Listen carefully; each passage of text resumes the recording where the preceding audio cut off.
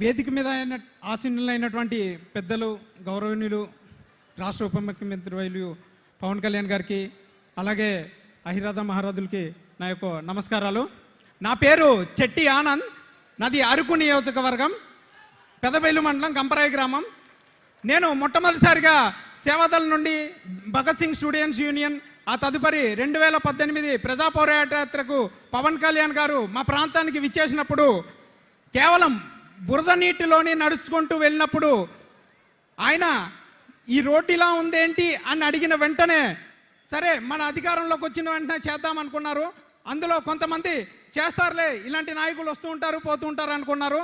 అక్కడ ఉన్నటువంటి స్థానిక మహిళ, ఈ బాబుని నేను నమ్మాను, ఈ బాబు తప్పకుండా మరోసారి వచ్చి చేస్తాడు, ఈ కళని నెరవేరుతాడు అని చెప్పడం.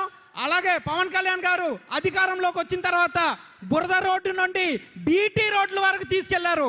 అంటే ఇక్కడే ఎంత మార్పు జరుగుతుందో ఒక్కసారి మనం అందరం ఒకసారి ఆలోచించాలి. అలాగే మరొక విషయం ఏంటంటే, ఎవరు అన్నారు 25 కేజీలు బియ్యం కాదు 25 ఏళ్ళ భవిష్యత్ అన్నారు. ఆ భవిష్యత్తుని, అలాగే ఆయనకున్నటువంటి ఆశని, ఆలోచన విధానాన్ని గిరిజన గ్రామంలో ఉన్నటువంటి నాలాంటి యువత ఎంతోమంది ఆయన వెనకాతల ఈరోజు MBA చదువుకున్నటువంటి నాలాంటి వాళ్ళు పీజీలు చదువుకొని, డిగ్రీలు చదువుకొని ఆయన ఆశయ సాధనకై భవిష్యత్తు తరాల కోసం ఈరోజు జనసేన పార్టీ కోసం కష్టపడతానే ఉన్నారు. అలాగే ఈరోజు గిరిజన ప్రాంతంలో బీటీ రోడ్లు వేశారంటే కేవలం అక్కడ వెళ్ళి రావడం కోసమే కాదు, ఒక బీటీ రోడ్డు పడిందంటే అక్కడ ఉన్నటువంటి వైద్య సదుపాయం కానీ, అలాగే ఆరోగ్యం కానీ, విద్య కానీ, అభివృద్ధి కానీ, ఇలా అనేక రకాలైనటువంటి మల్టిపుల్ ఛాన్సెస్ అనేది ఒక బీటీ రోడ్డు ద్వారా జరుగుతుంది. ఇలా మనం ప్రతి ఒక్కరూ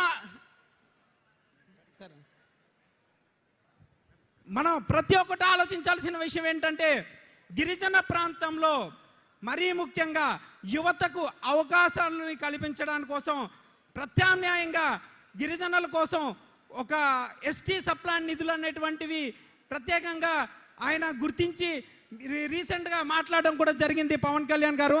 ఇలాంటి అవకాశాలు మరిన్ని కల్పించాలని నాకు ఇచ్చిన తక్కువ సమయంలోనే ఈ యొక్క 2-3 ముక్కలు మాట్లాడాల్సి వచ్చింది, క్షమించాలి.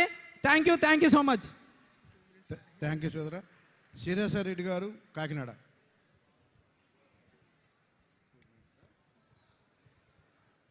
ముందుగా వేదికను అలంకరించిన మన అధినేత పవన్ కళ్యాణ్ గారికి నా కృతజ్ఞత వందనాలండి. మరి అలాగే నేను కాకినాడ సిటీ నుంచి వచ్చాను. నా పేరు శిరీష. నాకైతే ఎటువంటి బ్యాక్గ్రౌండ్, రాజకీయ బ్యాక్గ్రౌండ్ ఫస్ట్ అయితే లేదండి. నా తాతలేమి రాజకీయంగా రాలేదు, అలాగే మా తండ్రులు కూడా రాలేదు. కానీ నేను ఒకే ఒక మాటకి ఇన్స్పిరేషన్ అయ్యి మరి పార్టీకి రావడం అయితే జరిగిందండి. ఏంటంటే, నేను సోషల్ మీడియాలో ఎక్కడో చూశానన్నమాట, వీర మహిళా విభాగం, ఝాన్సీ లక్ష్మీబాయి గారి స్ఫూర్తితో ఆ పేరు తీసుకుని వీర మహిళా విభాగం అని కళ్యాణ్ గారి ఒక మాట విన్నాను నేను.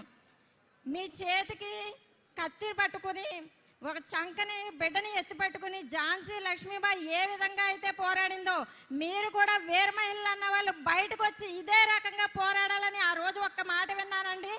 అదే మాటతో ఆయన మాట స్ఫూర్తిగా తీసుకుని నేను ఈరోజు రాజకీయంలో రావడం జరిగింది. అలాగే మరి నేను వెళ్తూ ఉన్న ప్రతి కార్యక్రమంలో ఎంతోమంది అడ్డుపడ్డారు, కానీ నేను ఆగలేదు. నీకు ఏంటి నీ ధైర్యం అంటే, నా వెనకాలన్న ధైర్యం నా బెబ్బులే, నా అన్న మాట మీద ప్రకారమే నేను ఇక్కడ ఉన్నాను.